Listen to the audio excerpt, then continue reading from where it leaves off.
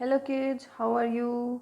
आई hope कि आप सब लोग चुस्त दुरुस्त तंदुरुस्त होंगे और खूब सारी पढ़ाई के साथ साथ खूब सारा खेल भी रहे होंगे और खूब सारी एक्सरसाइज भी कर रहे होंगे, है ना? तो आज की हमारी कहानी में हम सुनेंगे एक सच्ची कहानी एक ऐसे बच्चे की जो जिसे एक छोटी सी प्रॉब्लम थी, पर उसने अपनी प्रॉब्लम से घबराने की बजाय उसका सामना किया और बड़े होकर वो बहुत अच्छा इंसान और बहुत सक्सेसफुल इंसान बना। तो इस कहानी से हम यही सीखेंगे कि अगर हम अपनी छोटी छोटी प्रॉब्लम्स के बारे में बहुत ज़्यादा ना सोचें और परेशान ना हों और उनसे फाइट करें, तो हम भी धीरे धीरे अपनी लाइफ में बहुत कुछ कर सकते हैं। तो शुरू करें कहानी। तो हमारी कहानी शुरू होती है क्लास के एक सीन से। क्लास में टीचर बच्चों से पूछ रहे होते हैं, अच्छा बच्चों बताओ कौन कौन एलोक्यूशन कंपटीशन में पार्टिसिपेट करेगा। तो बच्चों, एलोक्यूशन का मतलब होता है किसी भी एक टॉपिक पर कुछ बोलना, स्पीच देना। तो बहुत सारे बच्चे हाथ ऊपर करते हैं और उन सभी में से एक बच्चा होता है जिसका हाथ ऊपर होते ही सब बच्चे उसकी तरफ देखने लग जाते हैं। अब टीचर सब बच्चों का जब नाम लिख रहे होते हैं और वो जब उस बच्चे की तरफ जाते हैं तो वो रुक जाते हैं और वो उससे पूछते हैं, आर यू श्योर? तुम्हें पक्का पार्टिसिपेट करना है? तो वो बच्चा वो अपना सिर हिलाता है और फिर कहता है, ये सर, मुझे भी पार्टिसिपेट करना है। उसके पीछे से बच्चे हंसने लग जाते हैं। वो बच्चा थोड़ा सा घबरा जाता है, फिर वो पीछे मुड़ के देखता है तो बच्चे धीरे धीरे मुंह पर हाथ रखकर हंस रहे होते हैं। अब वो बच्चा था 11 साल का और उसका नाम था नानी। और नानी बहुत बुरी तरीके से हकलाता था और एक ही वर्ड को कई कई बार बोलता था, उसको सही तरीके से बोलने के लिए, पूरा बोलने के लिए। तो अब उसकी हिम्मत थी कि वो इतना हकलाने के बावजूद भी इलोक्यूशन कंपटीशन में पार्टिसिपेट कर रहा था। तो टीचर ने उससे फिर से पूछा, नानी तुम्हें 5 मिनट स्टेज पर बोलना है, बोल लोगे?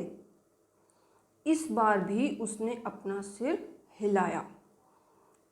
क्यों? क्योंकि वो ऐसा बच्चा था कि उसे हर तरह के काम करने का शौक़ था और एक बार जब वो सोच लेता था कि उसे कुछ काम करना है तो फिर उससे कोई उसे पीछे नहीं हटा सकता था। सब बच्चे भी अब चुप हो गए थे क्योंकि उन्हें पता था कि नानी, जो कि पढ़ाई में बहुत बहुत अच्छा था, हर साल क्लास में फर्स्ट आता था और उसके बहुत अच्छे मार्क्स आते थे, वो अब ये काम तो करके ही रहेगा। तो उसने अपना नाम लिखवा दिया और सर ने उसका नाम लिख लिया। अब जब वो घर गया, शाम को उसके पापा ऑफिस से आए तो उसने अपने पापा को बताया, पापा मैंने अपना नाम लॉ ट्यूशन के लिए दिया है। उसने अपने पापा को जब बताया तो उसके पापा बहुत खुश हुए। उन्होंने कहा, अच्छा, अरे वाह, वेरी गुड। तो किस टॉपिक पर बोल रहे हो तुम? उसने बोला, अभी मैंने सोचा नहीं, देखते हैं। तो फिर उसके पापा ने बोला, अरे मैं तो भूल ही गया, आज ना मेरी शॉप पर एक आंटी आई थी, उन्होंने मुझे बताया था कि अगर कोई अपने मुंह में मार्बल रख के घुमाए तो उससे हकलाने की जो आदत होती है या हकलाने की जो प्रॉब्लम होती है वो थोड़ी ठीक हो जाती है, तो ट्राई करें नानी? उसने बोला, यस पापा, मैं आज ही ट्राई करता हूँ, हो सकता है मेरी हेल्प हो जाए। तो उसकी इतने में उसकी दीदी आती हैं और वो उसे बोलती हैं, नानी क्या मैं तुम्हारी हेल्प करूं तुम्हारी स्पीचेस रेडी करने में? अभी मेरे पास टाइम है तो मैं तुम्हारी हेल्प कर सकती हूँ। तो अब उसके घर में कोई भी, उसके पापा, उसकी मम्मी, उसकी दीदी, कोई भी उसे उसकी हकलाने की आदत पर या प्रॉब्लम पर हंसते नहीं थे, उसका मजाक नहीं उड़ाते थे, बल्कि उसे हर चीज़ के लिए मोटिवेट करते थे, उसे समझाते थे और उसे कहते थे कि हाँ तुम बहुत अच्छे हो, बहुत अच्छा कर सकते हो। तो इसलिए उसकी दीदी और नानी रात को बैठकर काफ़ी देर तक स्पीच की प्रैक्टिस करते रहे।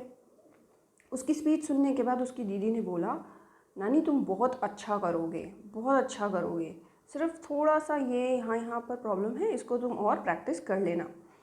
अगले दिन स्कूल में जब लोकेशन कंपटीशन शुरू हुआ तो पूरा हॉल फुल था और नानी ने जो टॉपिक चूज़ किया था वो था try and you will succeed, यानी कोशिश करते रहो जब तक तुम जीत नहीं जाओ, अगर कोशिश करते रहोगे तो ज़रूर जीतोगे। उसने बहुत अच्छा बोला, उसने बोला कि अगर कोई इंसान बहुत मेहनत से किसी काम को करने की कोशिश करता है तो वो कुछ भी कर सकता है। और यही काम ही तो वो खुद भी कर रहा था, क्योंकि वैसे तो वो बहुत हकलाता था, लेकिन जब उसने एलोक्यूशन में बोलना शुरू किया तो धीरे धीरे वो और कॉन्फिडेंट होता गया और उसने बहुत अच्छा बोला। थोड़ा थोड़ा डर लग रहा था उसे, लेकिन फिर भी वो बोलता जा रहा था। पर अचानक बीच में एक थोड़ा मुश्किल शब्द था जिस पर वो आकर रुक गया, उससे बोला नहीं गया। तो पहले तो वो घबराया, पर फिर उसने सोचा नहीं, मुझे अपनी स्पीच पूरी करनी है, और उसने किसी तरीके से 3-4 बार कोशिश करने के बाद अपना वो वर्ड कंप्लीट किया और फिर उसके बाद अपनी स्पीच कंप्लीट की और सब लोगों ने उसके लिए खूब तालियां बजाई। अब क्योंकि वो कंपटीशन था और उसमें बीच में नानी रुक गया था तो इसलिए उसको प्राइज़ तो नहीं मिला था, लेकिन स्कूल के प्रिंसिपल सर ने उसकी बहुत तारीफ़ की थी। उन्होंने कंपटीशन के एंड में बोला था कि नानी ने आज जो स्पीच दी है, अगर वो इसी को फॉलो करेगा तो मुझे पूरा यकीन है कि ये ज़रूर एक दिन बहुत सक्सेसफुल इंसान बनेगा। तो नानी बहुत खुश था क्योंकि उसने पहली बार स्टेज पर स्पीच दी थी, वो भी ऐसे बच्चे ने जो हकलाता था, तो उसे अपने ऊपर बहुत प्राउड फील हो रहा था। तो वो जल्दी जल्दी घर गया और उसने रास्ते में उसके पापा की शॉप आती थी, उसके पापा ड्राई क्लीनिंग का काम करते थे।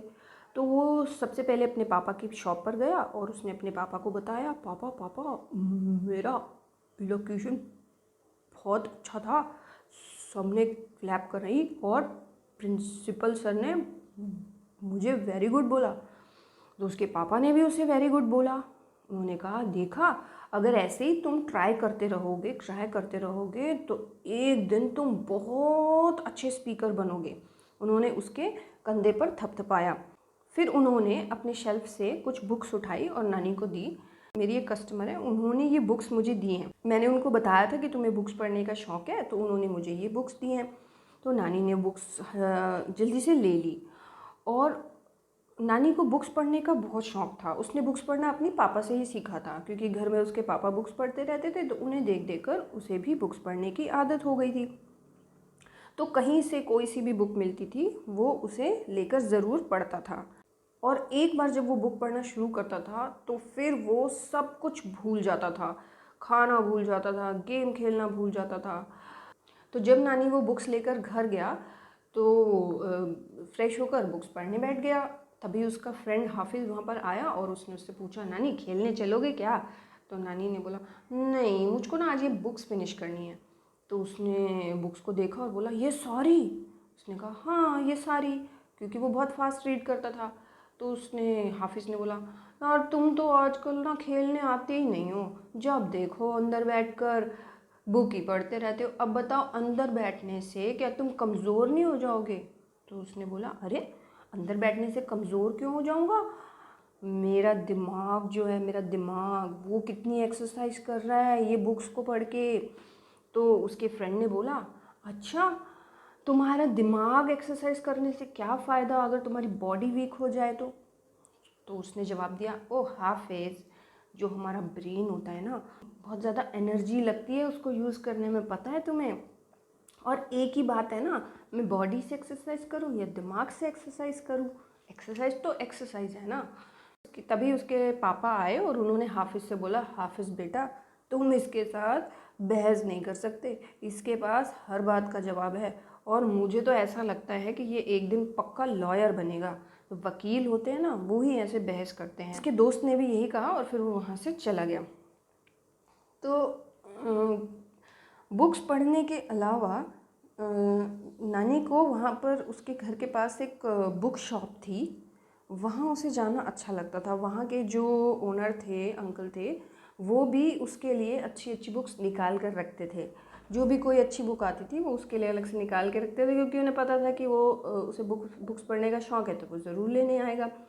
तो एक दिन जब वो ऐसे ही अंकल के पास गया तो अंकल ने बोला कि नानी मेरे पास एक बुक आई है, बिल्कुल न्यू है, लेकिन ना ये थोड़ी सी ख़राब है, तो मैं इसे परसों वापस कर दूँगा, तो अगर तुम्हें चाहिए तो तुम ऐसे ही कल आज ले जाओ और मुझे कल वापस कर देना, लेकिन ध्यान रखना कि ये ख़राब नहीं होनी चाहिए। तो नानी को तो अपने कानों पर यकीन ही नहीं हुआ। उसने कहा, अच्छा सच में अंकल, मैं ले जा सकता हूँ? Thank you so much uncle, मैं इसको बहुत संभाल के रखूँगा। अब क्योंकि उसके पास इतनी मनी तो थी नहीं कि वो नई नई किताबें ख़रीद सकता, क्योंकि उसके पापा मम्मी उसको जो पॉकेट मनी देते थे वो उसे संभाल के रखता था, और फिर नई बुक्स खरीदने की बजाय सेकंड हैंड बुक्स खरीदता था, क्योंकि उससे पैसे भी बचते थे। तो जब उसे अपनी चॉइस की कोई बुक नहीं मिलती थी तो वो नहीं खरीदता था, वरना वो कोई ना कोई बुक ज़रूर लेकर घर जाता था। अब जो बुक उसको अंकल ने दी थी वही बुक वो पढ़ने बैठा। वो बुक थी सेल्फ हेल्प के बारे में, मतलब हम अपनी खुद की मदद कैसे कर सकते हैं। वैसे तो उसे इस तरह की बुक्स पढ़ना पसंद नहीं था, पर क्योंकि उस दिन उसके पास कोई ऑप्शन नहीं था तो वो पढ़ने बैठ गया। तो थोड़ी देर बुक पढ़ने के बाद वो उठा और उसने देखा कि उसकी मम्मी एक गरीब आदमी को खाना खिला रही हैं, और खाना खिलाने के बाद उन्होंने उस गरीब आदमी को एक शर्ट भी दी। तो उस आदमी ने उन्हें आशीर्वाद दिया और वो चला गया। तो ये चीज़ें उसके लिए कोई नई तो नहीं थी, क्योंकि उसके मम्मी पापा दोनों बहुत ही रिलीजियस थे और वो गरीब लोगों की मदद रखने में विश्वास रखते थे। वो हमेशा नानी को भी यही समझाते थे कि भगवान ने हमें इतना कुछ दिया है तो हमें उसमें से कुछ पार्ट दूसरे लोगों के साथ शेयर करना चाहिए जिनके पास वो नहीं है। तो अब नानी कभी कभी अपने पापा की शॉप पर हेल्प करने के लिए जाता था। तो जब भी वो उनकी हेल्प कर रहा होता था, जैसे उनकी बुक्स में कुछ लिख रहा होता था, तो उसने कई बार ये नोटिस किया था कि उसके पापा बिल में कुछ लोग ऐसे थे जिनसे कम पैसे लेते थे और कुछ लोग थे जिनसे ज़्यादा पैसे लेते थे। तो उसने अपने पापा से पूछा कि पापा आप सेम चीज़ के अलग अलग चार्जेस क्यों लेते हैं? तो उसके पापा ने बोला, फिर वही सेम बात है बेटा, जो अफोर्ड कर सकता है उससे मैं उतने ही लेता हूँ, जो गरीब लोग हैं या जो नहीं दे सकते उनसे मैं कम लेता हूँ। तो फिर नानी ने, तो इस तरीके से नानी धीरे धीरे यही सब चीज़ें सीखते सीखते बड़ा होता गया। बुक्स पढ़ता रहा, अपने पेरेंट्स को देखकर अच्छी बातें सीखता रहा। तो एक दिन उसके एक पड़ोसी ने नानी से पूछा, नानी तुम बड़े होकर क्या बनना चाहते हो? तो उसने बोला, मैं ना कोई बहुत ही बड़ा आदमी बनना चाहता हूँ। अच्छा, तो तुम बड़े आदमी बनकर क्या करोगे? मैं इस देश के लिए और गरीबों के लिए कुछ करना चाहता हूँ। उस वक्त उसको ये पता नहीं था कि वो क्या करेगा, क्या बनेगा, पर उसके मन में गरीब लोगों की या जिन लोगों के पास फैसिलिटीज़ नहीं होती उनकी हेल्प करने की बहुत इच्छा थी। उसके घर के पास में एक अनाथ लड़का रहता था, ऑर्फन लड़का, यानी जिसके मम्मी पापा नहीं थे, वो अपने अंकल आंटीज़ के साथ रहता था। तो वो लोग उसके साथ बहुत इल ट्रीट करते थे, उसको कभी डांटते थे, कभी मारते थे। तो जब भी वो परेशान होता था, वो बच्चा बाहर, घर के बाहर आकर बैठ जाता था, कभी रोता रहता था, कभी उदास रहता था। तो नानी को उसे देखकर बहुत बुरा लगता था, और वो उसे खुश करने के लिए कभी उसके साथ बैठकर बातें करता था, कभी उसके साथ खेलता था, और कभी उसके साथ उसे कुछ गिफ्ट्स भी देता था। तो एक दिन उसकी मम्मी ना कुछ एप्रिकॉट्स लाई। एप्रिकॉट्स होते हैं ना, खुरमानी, जिसके अंदर से वो बादाम वाला बीज निकलता है, वो लेकर आई। तो वो उसको खोलकर उसके जो बादाम होते थे उनको इकट्ठा करके रखती थी और फिर बच्चों को देती थी। तो बच्चों को भी वो खाने में बहुत मज़ा आता था। तो ऐसे ही एक दिन उन्होंने नानी को एक पूरा कटोरी भरकर वो बादाम दिए खाने के लिए, और वो अपनी बुक पढ़ते पढ़ते उसको खा रहा था। अब वो बुक उसकी बहुत फेवरेट थी, उसे बहुत मज़ा आ रहा था पढ़ने में। तभी अचानक उसने जहांगीर के रोने की आवाज़ सुनी। जहांगीर, वही बच्चा जो उसके घर के पास रहता था, उसके रोने की आवाज़ सुनी। तो पहले उसने सोचा कि मैं जाकर देखता हूँ क्या हुआ, लेकिन फिर क्योंकि वो उसकी फेवरेट बुक थी तो इसलिए उसने सोचा नहीं, बाद में देख लूँगा, और वो अपनी बुक पढ़ने लग गया और बादाम खाने लग गया। और उसने उसके जहांगीर के रोने की आवाज़ को इग्नोर कर दिया। अब उसके पापा ने ये चीज़ देखी। पापा ने उसको बुलाया और उससे कहा, नानी तुम्हें नहीं लगता कि तुम्हें जहांगीर के पास जाना चाहिए? तो नानी चुप हो गया और सोचने लगा। उन्होंने कहा, तुम्हें नहीं लगता कि उसको जाके थोड़े बादाम देने चाहिए ताकि वो थोड़ा सा अच्छा फील करे? तो उसने बोला, पापा मैं ना अपनी फेवरेट बुक पढ़ रहा हूँ, मैंने अभी अभी शुरू की है, तो और वैसे भी मुझे ना ये बादाम भी बहुत अच्छे लगते हैं, तो मम्मी ने मुझे दिए हैं ना, तो मैं ही खाऊंगा, मुझे इतने अच्छे लगते हैं, मैं नहीं दे सकता। तो उसके मुंह से ऐसी बातें सुनकर उसके पापा को बहुत बुरा लगा और फिर उन्होंने उसे अपने पास बिठाया और उसको समझाया। उसको बोला, इधर आओ, सुनो, गॉड ने हमें, तुम्हें इतना कुछ दिया है। तुम्हारे पास माँ है, पापा हैं, तुम्हारे पापा अच्छा कमाते हैं, हम एक अच्छे घर में रहते हैं और हम पढ़े लिखे हैं, तुम स्कूल जाते हो। तो तो तुम्हें पता है कि उन्होंने तुम्हें ये सब क्यों दिया है? इसलिए दिया है ताकि तुम एक गुड बॉय बनो और जिन लोगों के पास, जिन बच्चों के पास ये सब चीज़ें नहीं हैं, उनके साथ इसे शेयर करो। हमें चीज़ें अपने पास तक नहीं रखनी चाहिए। जिन चीज़ों को हम शेयर कर सकते हैं हमें करनी चाहिए। अब देखो, जहांगीर जो है वो ऑर्फन है, उसका तो कोई भी नहीं है इस दुनिया में। तो अगर तुम उससे कंपेयर करोगे अपने आप को तो तुम्हारे पास तो सब कुछ है। तो तुम्हें क्या लगता है कि गॉड को अच्छा लगेगा जब वो ये देखेंगे कि तुम अपने थोड़े से आलमंड्स भी उसके साथ शेयर नहीं कर सकते? तो नानी ने अपने हाथ में रखे हुए आलमंड्स को देखा और अब उसे अपने पापा की बात समझ आई और फिर उसने पापा को बोला, सॉरी पापा, मैं अभी आता हूँ। और फिर उसने एक साफ़ कपड़े में उन आलमंड्स को रखा और जहांगीर के पास जाकर उसे दिया। तो जहांगीर ने पूछा, ये मेरे लिए हैं? तो नानी ने बोला, हाँ ये तुम्हारे लिए हैं, खा लो। जब नानी ने उसे आलमंड्स दिए तो फिर से रोने लगा। तो नानी ने पूछा, अरे रो क्यों रहे हो? पर वो चुप नहीं हुआ, वो रोता रहा। तो नानी वापस आ गया और उसने अपने पापा से पूछा, पापा वो पहले भी रो रहा था, जब मैंने उसको बादाम दिए वो तब भी रो रहा था। तो उसके पापा ने उसे बताया कि बेटा, जैसे जब कोई हमारे साथ बैड बिहेव करता है तो भी हमें रोना आता है, ऐसे ही जब कोई हमारे साथ बहुत गुड बिहेव करता है तो भी हमें रोना आता है। पर फ़र्क ये होता है कि डांट से और मार से हम दुखी होते हैं और सैडनेस वाला रोना होता है, लेकिन जब कोई हमारी हेल्प करता है या हमारी केयर करता है तब हमारे आंसू खुशी के आंसू होते हैं। तो इसलिए तुम चिंता मत करो, वो तुम्हारे इस काम से, इस बात से बहुत खुश है और हमेशा अपनी लाइफ में इसी तरीके से लोगों में खुशियाँ बांटते रहना। तो नानी ने सोचा, अच्छा अगर मेरे इतने छोटे से काम ने उसे इतना खुश कर दिया तो इसका मतलब अगर मैं और भी कुछ करूँगा तो मैं लोगों के लिए कितना कुछ कर सकता हूँ। इस दुनिया में तो इतने सारे लोग हैं जहांगीर के जैसे। तो फिर उसने पक्का विश्वास कर लिया कि वो बड़े होकर ज़रूर कुछ ऐसा काम करेगा जिससे कि वो बहुत सारे लोगों की हेल्प कर सके। बच्चों, जानते हैं आप ये बच्चा कौन था? ये बच्चा जब बड़ा हुआ तो ये सच में ही लॉयर बना, जैसा कि इसके पापा ने एक दिन कहा था। और इनका नाम था मिस्टर नानी पालखीवाला, जो कि एक बहुत ही बड़े अच्छे ग्रेट लॉयर बने। अगर आपके घर में या आपके रिलेशन में कोई लॉयर है, जैसे आपके मम्मी पापा हैं, दीदी भैया हैं या कोई भी है, तो आप उनसे पूछ सकते हैं इस बारे में कि वो लोग क्या काम करते हैं।